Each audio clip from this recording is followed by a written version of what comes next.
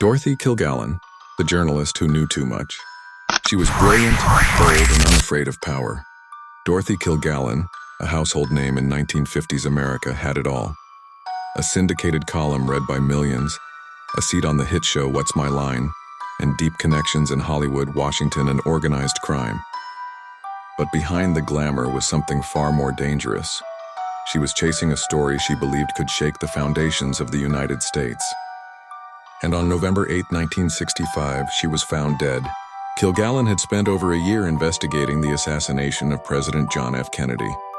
Unlike other journalists who moved on, she dug deeper, conducting her own interviews, gathering files, even gaining exclusive access to Jack Ruby, the man who killed Lee Harvey Oswald on live television. She hinted that the real story behind JFK's murder hadn't been told and repeatedly stated, "This isn't just a lone gunman story. If the wrong people knew what I know, it would cost me my life." Then, just days after filming a What's My Line episode, Dorothy was found dead in her Manhattan townhouse. She was fully dressed, wearing makeup and false eyelashes, unusual for someone who'd supposedly died in her sleep. Her body was discovered in a bed she never used. The official cause? Accidental overdose of alcohol and barbiturates. But the autopsy raised red flags. Multiple barbiturates were found in her system, including Twinol, a drug she was never known to take. Her private JFK investigation files had vanished, gone without a trace.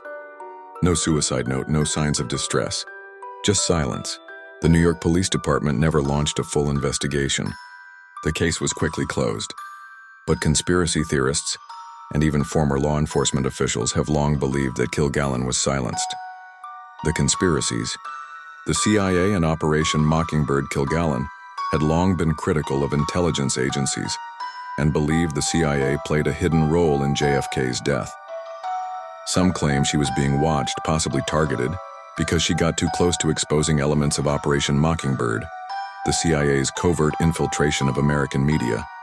The mafia connection. Kilgallen was one of the few journalists linking the JFK assassination to the mafia, particularly New Orleans mob boss Carlos Marcello.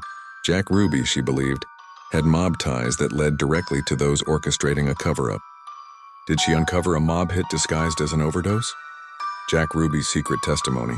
She was the only reporter to privately interview Ruby during his trial. Her notes from those meetings, never published, disappeared after her death. Some believe they held damning information tying Oswald, Ruby, and organized crime to the assassination. The staged death scene investigators later noted that her death scene looked staged. The body placement, clothing, and the fact that she died in a guest room rather than her own bed created suspicion. Was it made to look like a suicide? The haunting legacy. In the years since, Dorothy's death has inspired books, documentaries, and now a Hollywood film starring Jessica Chastain as Kilgallen. Yet even as interest grows, official channels refuse to reopen her case. New York officials in 2024 again declined a cold case investigation, but her story won't stay silent. Dorothy once said, "Justice is a big rug. When you pull it out from under one man, a lot of others fall too." Perhaps she pulled too hard, on a thread that unraveled a deeper truth.